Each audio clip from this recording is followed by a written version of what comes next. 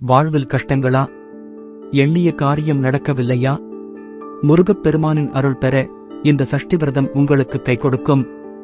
ஆனால் எப்படி? ஒவ்வொரு மாதமும் சுக்கில பட்ச பிரதமை முதல் சஷ்டி வரை 6 நாட்கள் இந்த விரதத்தை கடைபிடிக்க வேண்டும்.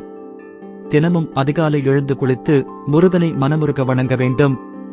பூரண கும்பம் வைத்து முருகனை ஆவானம் செய்யுங்கள். விரத நாட்களில் பகலில் தூங்கவே கூடாது.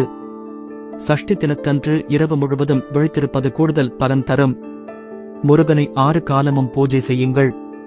கந்தனின் சரித்திரங்களையும் திருப்புகழ் பாராயணங்களையும் கேட்டு பாருங்கள். சஷ்டி விரதம் இருப்பவர்களின் வினைகள் வெந்து சாம்பலாகும். எண்ணிய நலன்கள் அனைத்தும் கிடைக்கும். புண்ணிய பலம் பெருகும்.